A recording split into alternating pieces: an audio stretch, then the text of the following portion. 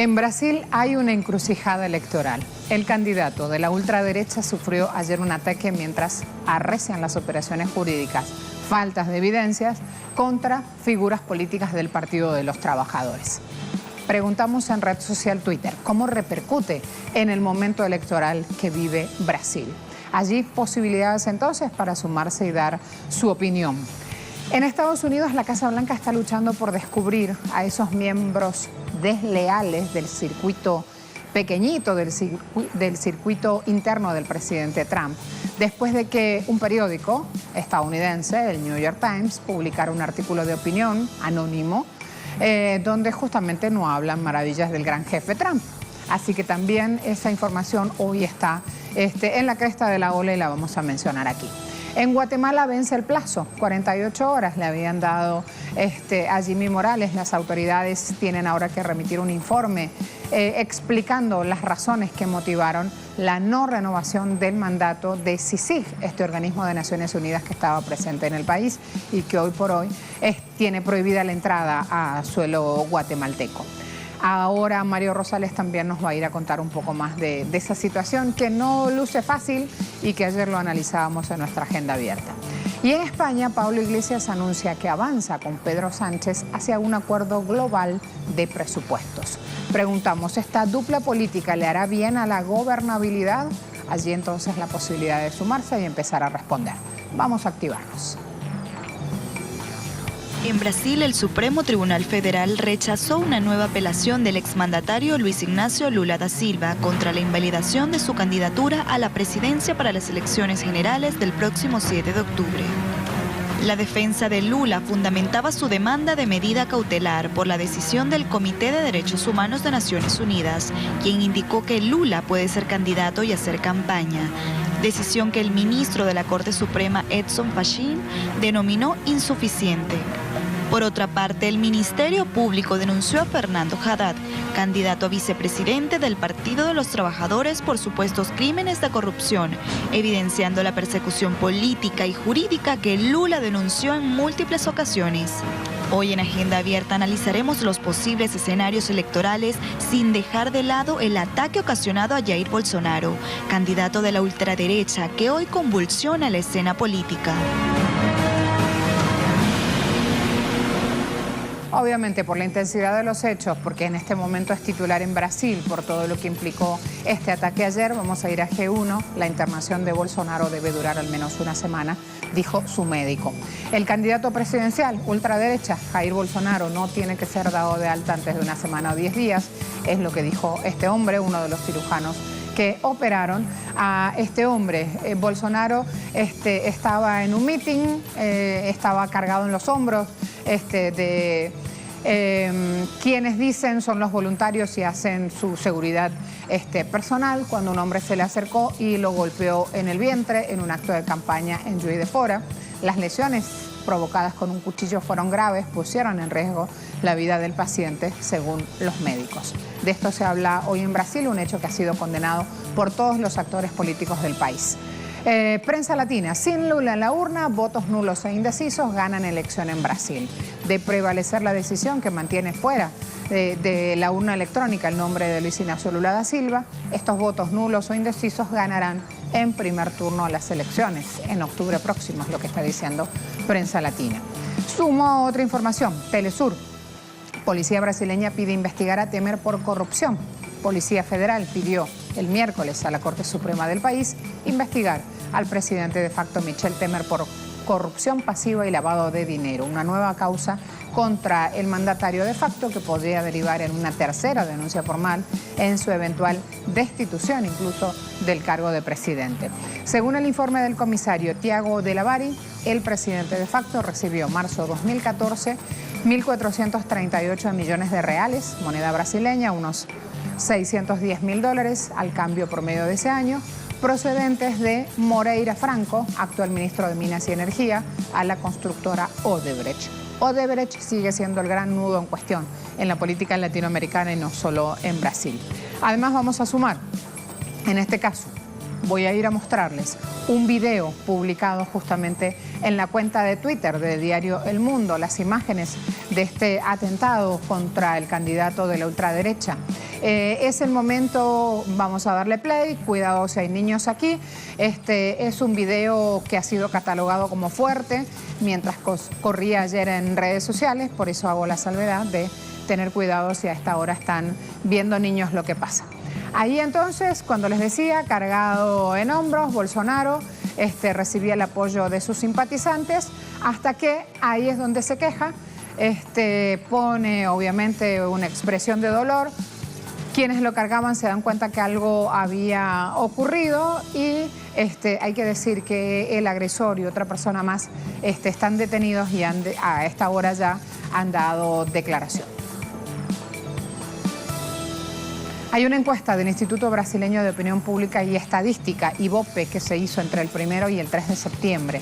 Esta encuesta revela que en conjunto los votos blancos y nulos y los indecisos están representando un total del 28% de los potenciales votantes. 28%. 6 puntos más que el candidato mejor posicionado. Cuando hablamos del mejor posicionado sin Lula da Silva, se trata justamente de Jair Bolsonaro, que le lleva 10 puntos a los aspirantes Marina Silva, a su vez, y Ciro Gómez. Ahí están viendo un poco cómo se mueve ese pulso. También en redes sociales esto estaba siendo reseñado.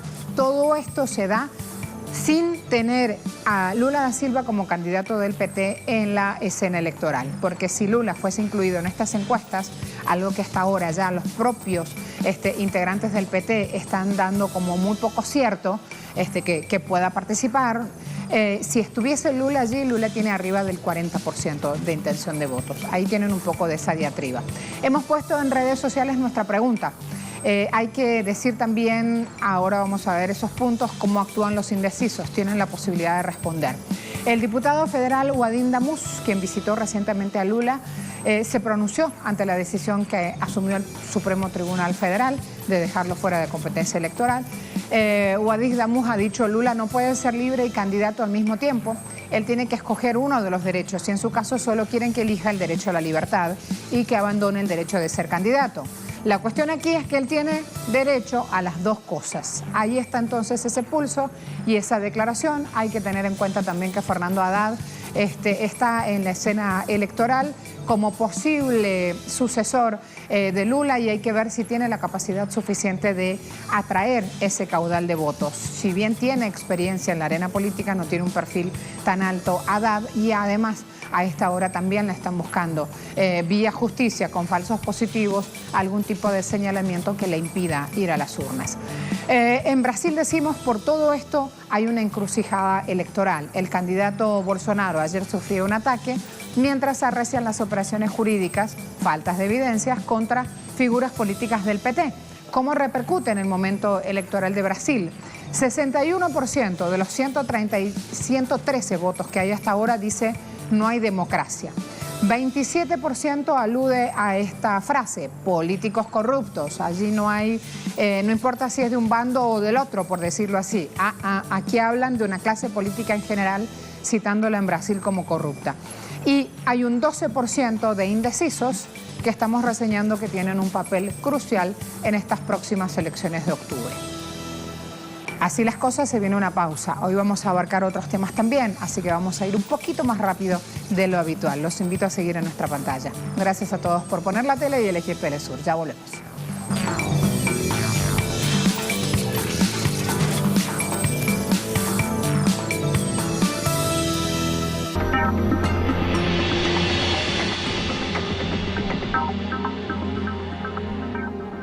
Espacio para disfrutar de la diversidad cultural que define la esencia latinoamericana. Acompáñanos a conocer la historia detrás de los personajes, las tradiciones y las expresiones artísticas que nos consolidan como un solo pueblo. Vidas. Viernes. Solo por Telesur.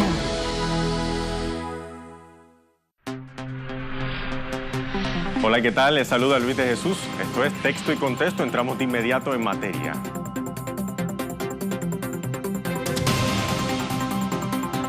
Hoy nos aproximamos a una realidad que no deja indiferente a nadie.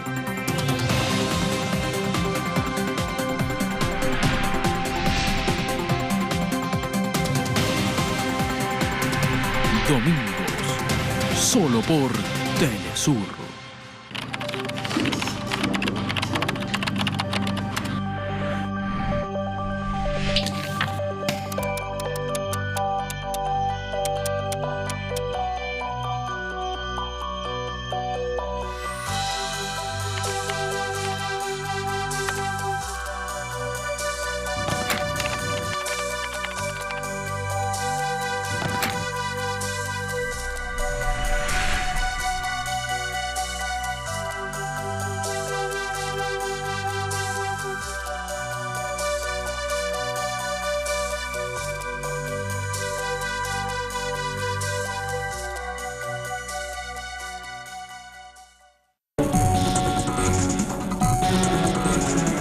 Los indicadores de un mundo en constante cambio. Las decisiones que influyen en el desarrollo de las naciones. Dos emisiones y un punto de vista diferente para analizar el impacto económico.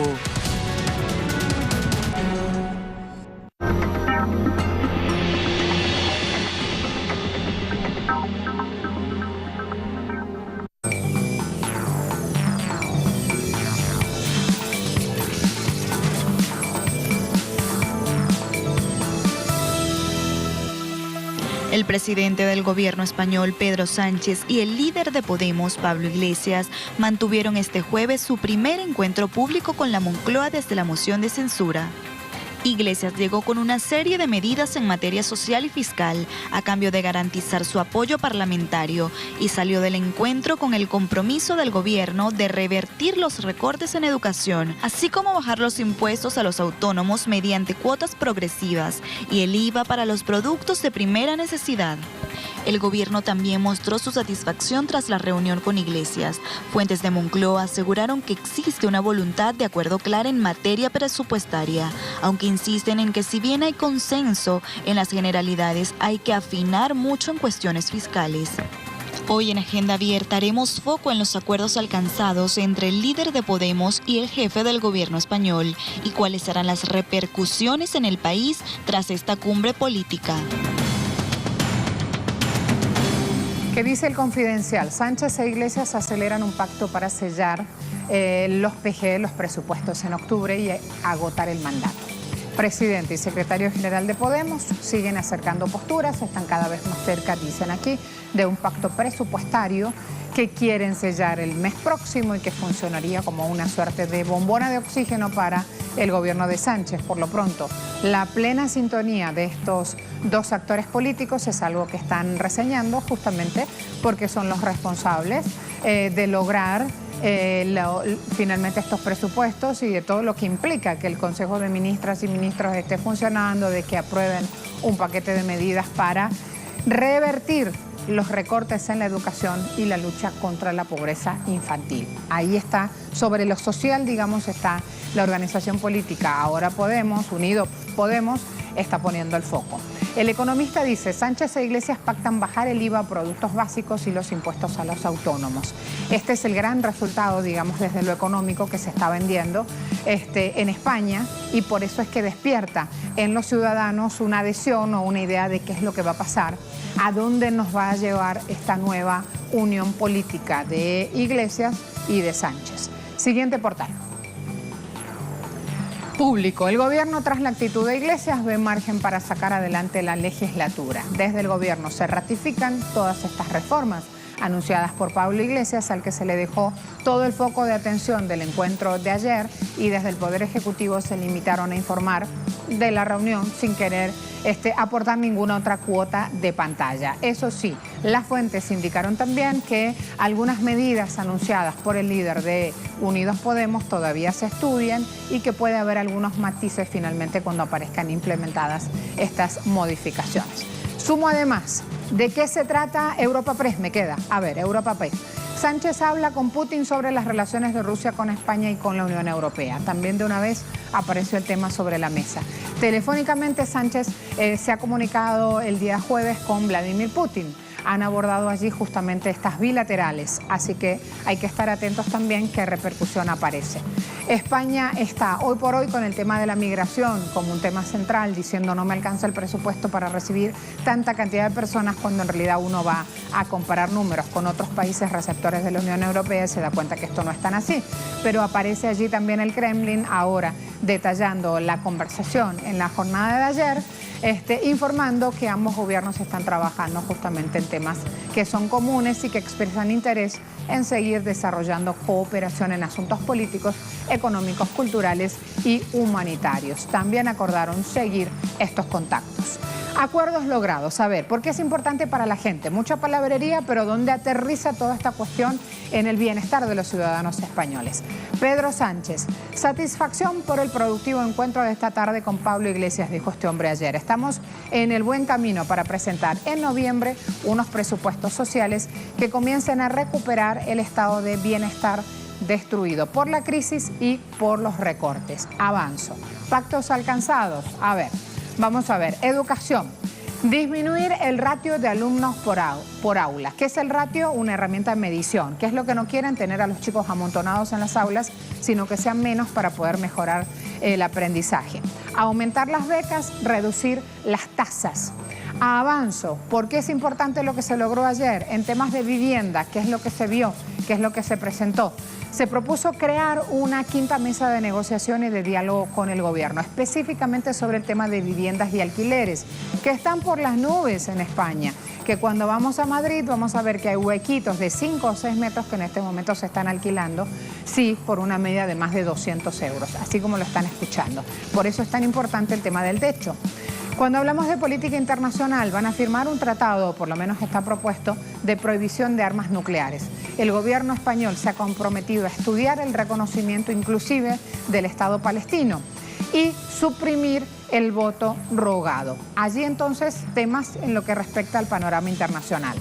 Memoria histórica. Recuerden que con la exhumación de restos de Franco hay también mucho panorama en el medio. Billy el Niño perderá su medalla y su pensión. Se creará un museo estatal de la memoria. Se busca tutela judicial efectiva para las personas que han sido víctimas del franquismo. Además, en lo que es el panorama fiscal, se busca bajar impuestos a aquellos trabajadores autónomos, bajar el IVA a los productos de la canasta básica familiar, que son productos de primera necesidad. Además, a esta hora nos acompaña Ruth Ferrero, profesora de Ciencias Políticas de la Complutense de Madrid, investigadora. Vamos con Ruth para conocer un poco más de cuánto impacta en la vida ciudadana lo que ha pasado ayer. Hola, Ruth. Hola, buenos días. Gracias por atendernos. A vosotros. Decía, ¿cómo impacta en la vida de los ciudadanos esta dupla política con lo que se ha movido ayer en la reunión? A ver, es muy importante los acuerdos a los que han llegado Pedro Sánchez y Pablo Iglesias, puesto que se trata de una recuperación del pilar social en España, que había sido prácticamente reducido a cenizas durante el periodo de la crisis económica, especialmente a partir del año 2008, pero sobre todo a partir del año 11-12. ¿Esto qué significa? Que hay un interés por parte de estas dos fuerzas políticas para, primero, pensar en la vida de los ciudadanos más allá de otro tipo de cuestiones que en estos momentos ocupan la agenda. Por otro lado, también se está intentando recuperar el ámbito de lo simbólico, la reconstrucción también de la memoria, que eso lo vemos con todo el tema de la revisión de la memoria histórica, de las leyes que se están aprobando en el Parlamento. Es un regreso al ámbito de la negociación entre partidos políticos, algo que no había sucedido con anterioridad.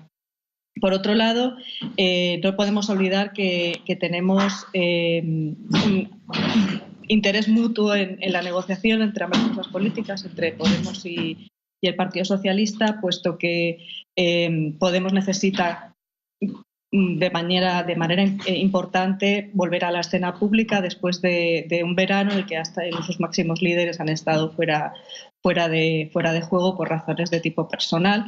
y necesitan colocar en agenda de cara a su electorado cuestiones que son esenciales y que lo han sido, que forman parte, digamos, de su ADN para alcanzar el número de diputados que tienen en la actualidad.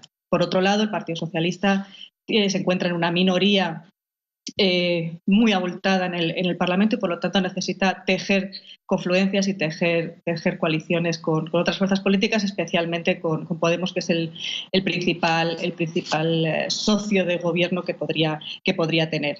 Se trata además de una suerte de pacto de gobierno en el sentido que, si bien Podemos no ha entrado en un gobierno de coalición, no podemos olvidar que estamos frente a un año electoral en el cual el próximo mes de mayo, en el año 19, nos vamos a enfrentar a elecciones municipales, elecciones autonómicas y elecciones europeas, y eso va a determinar claramente cuál va a ser el ámbito del sistema de partidos con el que nos vamos a encontrar durante los próximos años.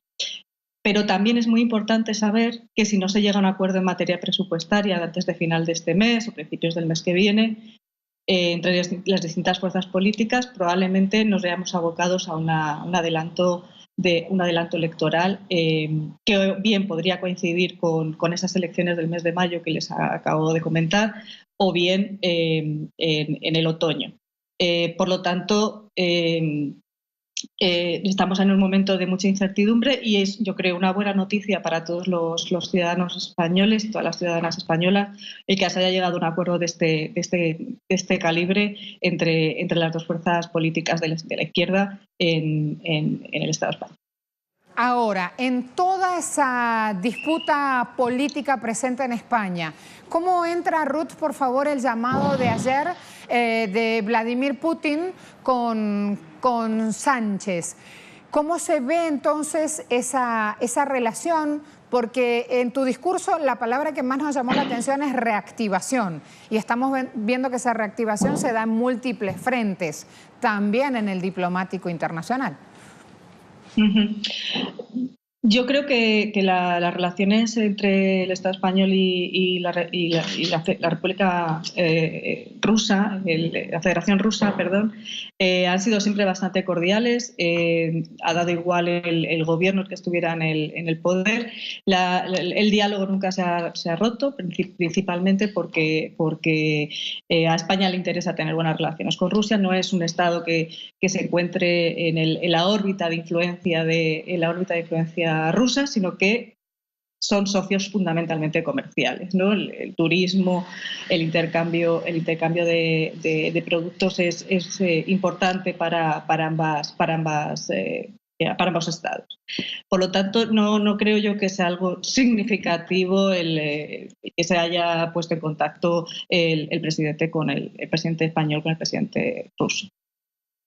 Eso es un punto importante para ir teniendo en cuenta, Ruth. Y cuando Sánchez dijo a la Constitución se la ahorra cumpliéndola y haciéndola cumplir, ¿a qué aludía? ¿Cómo entraba esa declaración en este panorama?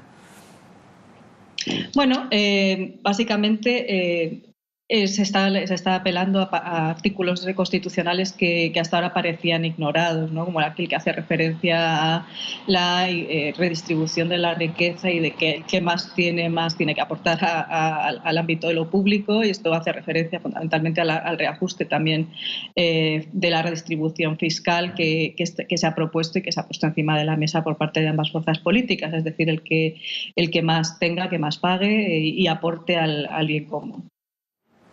También veía en portales económicos, caso Expansión, que quien enciende las alarmas en la zona euro, lo sabemos por su alto nivel de deuda que sobrepasa su PIB, es Italia, pero que también las alarmas este año están puestas en España. Así que sobre ese punto, específicamente sobre el ámbito económico, creo que también hay que hacer mucho hincapié en este momento para entender la intensidad de los acuerdos y los debates generados ayer. Sí, yo creo que es fundamental entender que la propuesta que sale de la reunión de ayer por la tarde es la de incrementar el gasto social, pero también incrementar la recaudación, ¿no? La capacidad recaudatoria del Estado, y que es algo a lo que no estábamos acostumbrados en los últimos tiempos debido a las políticas de austeridad impuestas por Bruselas. Pero tendremos que ver si estas dos fuerzas políticas son capaces de poner estos mecanismos en marcha, porque sin un mayor gasto social es poco probable que se pueda impulsar el crecimiento económico en el Estado. El tema de la vivienda es un tema muy amplio, pero también muy importante para abordar, sobre todo en Madrid, Ruth. Para entender esta quinta mesa de negociación que se crea específicamente en los acuerdos presentados en el rubro vivienda, y para entender también el costo de los alquileres, porque con eso entendemos el costo de la vida, por ejemplo en Madrid, para no tener tan amplio la cuestión. Sí, el tema de la vivienda es una cuestión que ha sido recurrente durante la última década en España, no solamente en Madrid, Barcelona, las grandes ciudades turísticas. Es un debate que está abierto en las grandes ciudades europeas, el incremento del peso específico de determinadas plataformas de alquiler vacacional, y que efectivamente hay que tomarse muy en serio para ver si preferimos, ¿no?, qué modelo de crecimiento de ciudad queremos. Si queremos un modelo de ciudad que se sostenga esencialmente sobre el turismo, queremos crear ciudades en las que los vecinos y las vecinas puedan hacer su vida de manera normal, ¿no?, sin tener que abandonar los núcleos centrales de esas ciudades. Una de las hipótesis con las que se trabaja es que precisamente la presencia de estas plataformas de alquiler temporal de cara al turismo, lo que ha hecho es incrementar el precio del alquiler y de las viviendas y del poco parque de alquiler disponible en todo el Estado español, de manera más relevante en las grandes ciudades como pueden ser Madrid o Barcelona. Pero, como repito, es un debate que está abierto. Recordemos que Ada Colau, la alcaldesa de Barcelona, comenzó su actuación pública como representante de este movimiento por el derecho a una vivienda digna. La cuestión es, España ha sido un país de propietarios y de poco parque de alquiler, y es necesario revitalizar ese parque de alquiler porque somos una anomalía en el marco también de la Unión Europea. Te agradecemos enormemente. Ahora acá voy a mostrar una publicación, estos escasos 3 a 5 metros cuadrados por 250 euros mensuales, para entender un poco más la dimensión y la problemática de la vivienda en España. Ruth, hasta un próximo encuentro. Pero querría hacer... Adelante, muchas dime. Gracias. Querría hacer una matización. Este tipo de alquileres están siendo prohibidos, por ejemplo, en el Ayuntamiento de Barcelona, ¿no? Lo que ha salido en prensa son una propuesta que se lanza hacia ese tipo de alquileres de espacios habitacionales muy reducidos a un precio de 200 euros, pero que, por ejemplo, el Ayuntamiento de Barcelona ha rechazado de pleno. Eso es algo muy importante, porque de este lado del mundo, digamos, Latinoamérica y el Caribe, esa información ha rodado y mucho, y ha levantado alarmas también de lo que implicaba estar viviendo en España y los costos. Ahora que estamos hablando de que hay migrantes venezolanos que buscan distintos puntos en el mundo, los que llegaban a España decían, no, en España es imposible vender, es imposible vivir, es imposible prepararse para una vivienda a raíz de estos hechos. Así que lo mostrábamos ahí mientras hacías la aclaración, Ruth. Muy bien, muchas gracias. Que estés bien, hasta luego. Hay algo importante ahí para ir llevando las salvedades. Quédense, por favor, con La Voz de Galicia, que lo estábamos mostrando en pantalla. ¿Por qué Ruth está diciendo esto? Ha sido denunciado por las autoridades, que esto es ilegal, que no se puede alquilar este tipo de espacios. Hay un vacío legal que justamente es un tema que la jurisprudencia española está analizando en este momento. ¿Por qué? Porque miren cómo está planteado esto. Amplíenlo, por favor, para tener este detalle. Es tan chiquito lo que se ve, los 3 metros cuadrados que les estoy diciendo, se llaman piso colmenas. ¿sí? Los inquilinos tienen un perfil entre 25 y 45 años, no pueden tener antecedentes penales, no pueden tener mascotas porque obviamente no entra ni la cola del perrito en estos 3 metros cuadrados, tienen que tener ingresos de 450 euros y no cumplen ningún mínimo requisito de habitabilidad. Entonces, por eso, desde el Ayuntamiento de Barcelona están poniendo una postura muy clara, diciéndole a los promotores del proyecto, no se puede, no hay espacio para tener justamente un proyecto inmobiliario como este en Madrid. Así que ahí, cuando están viendo esta información y se está moviendo esto también en lo que respecta a España y al problema de la vivienda, ahí entonces les estoy mostrando de qué hablan para entender un poco más de toda esta cuestión. Me voy a una pausa muy rápida, me quedan hechos deportivos y otras cuestiones también para mostrarles. Ya volvemos. Antes, la pregunta en Twitter, me lo olvidé, las respuestas a la pregunta en Twitter con España. Iglesias anunció ayer que avanza con Pedro Sánchez hacia un acuerdo global de presupuestos. Preguntamos, ¿esta dupla política le hará bien a la gobernabilidad? Ustedes respondieron, 42% sí, al igual que nuestra invitada. Van en esa misma línea. El 29% respondió no. Y hay otro 29% que dice, no estoy muy convencido. Ahora sí, pausa rápida, ya regreso.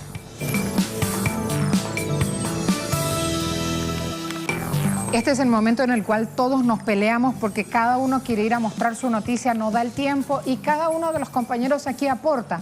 No, Marcela, es importante la primera porción del salario en bolívares soberanos que se paga hoy. No, es importante tal cosa. Nos quedó por lo otro Yuki diciéndome, me toca, aquí estoy esperando. Mi amor, ¿cómo estás? Marcela?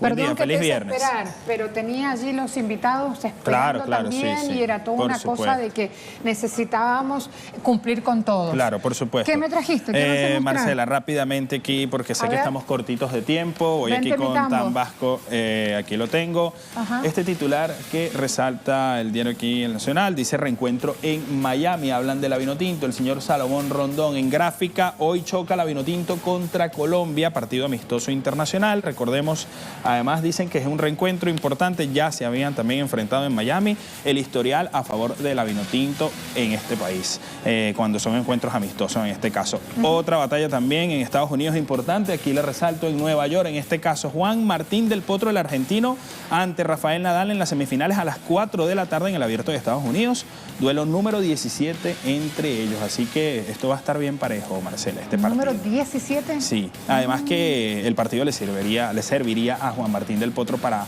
ascender en el ranking. Recordemos que se encuentra en el número 3 y está al acecho de ese primer número que tiene precisamente Rafael Nadal, el número 1 contra el número 3. Partidazo el que se espera. ¿Con qué seguís?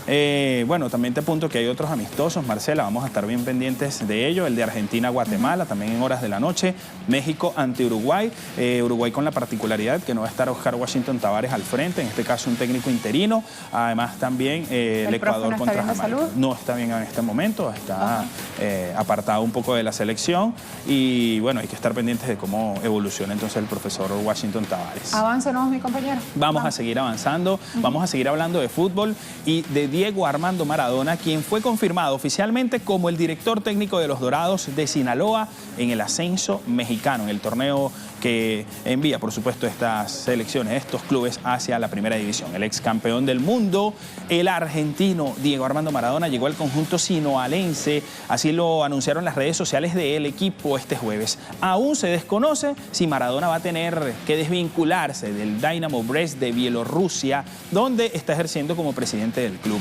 Recordemos que su última experiencia como técnico había sido en el Al Fujairah del Fútbol Club de los Emiratos Árabes Unidos, donde estuvo entre 2017 y 2018. Ahora va a tener esta nueva oportunidad de dirigir, pero en el ascenso del fútbol mexicano.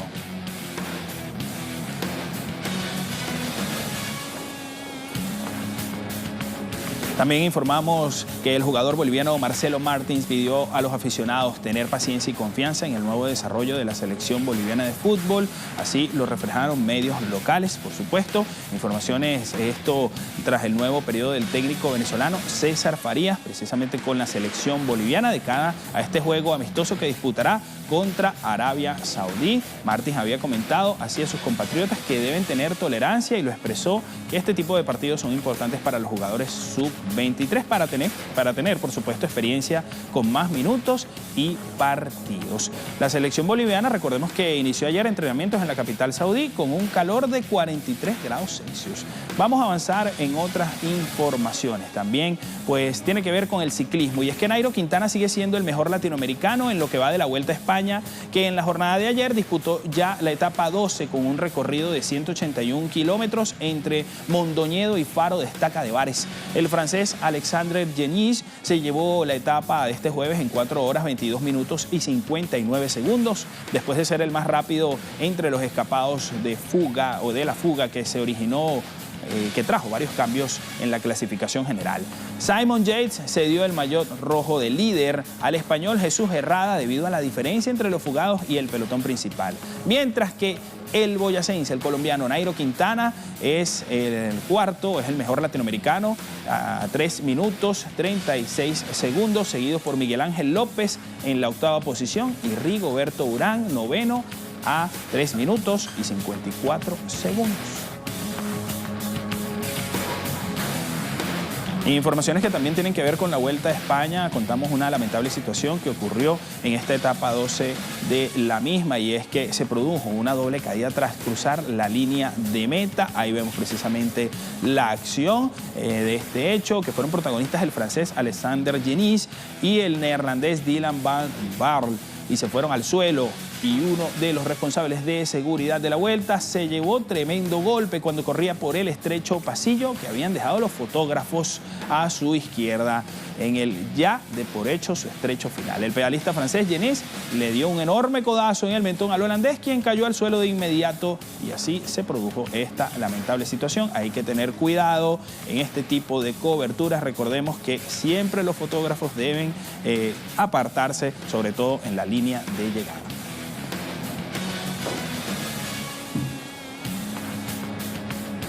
Bien, estas son las noticias deportivas más resaltantes por el momento. Marcela, allí lo veíamos, qué lamentable. Qué terrible. ¿No? Sí, eso hay que terrible. tener mucho cuidado siempre, porque de hecho es, digamos, una discusión que siempre los fotógrafos quieren tener la mejor gráfica, pero es peligroso. Fíjate lo que sucede. No, terrible. Además para ellos mismos. Claro, claro, para todos. Mira esto. Ah, fíjate, cae mundial. Obviamente tiene que ver con un pedido del equipo que buscaron el portal, que querían hablar de su vino tinto. Producción. Y aquí va, ¿sí? Qué bien. Se prepara para un encuentro con Colombia y Panamá. Wilker. Muéstrame la foto, amor, por favor. Wilker Fariñez. 7 y 11 de septiembre. El portero de Millonarios de Bogotá, un gran porterazo este muchacho. Precisamente le dicen La Araña, Marcela. ¿La Araña? La Araña Wilker Fariñez. ¿Por qué La Araña? Porque tiene como varias patas con las que tapa todo, ¿no? ¿Así? Es muy bueno el muchacho. Además, sumo ya en la despedida, en otros temas. Quédate conmigo, Yuki. A ver. Porque ya estamos en el final. Sí, Melissa está lista también, pero va a entrar por otro espacio. Queríamos cerrar con temas de Venezuela. Vente, mi tambasquito. Hoy depositan primera parte del nuevo salario.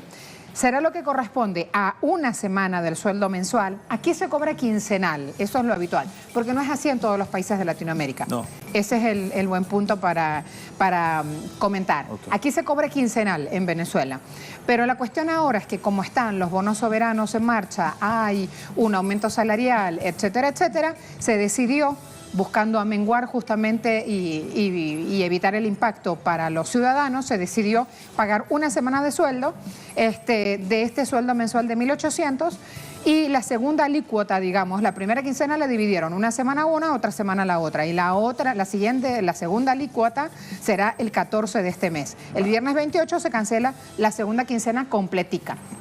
Voy ahí.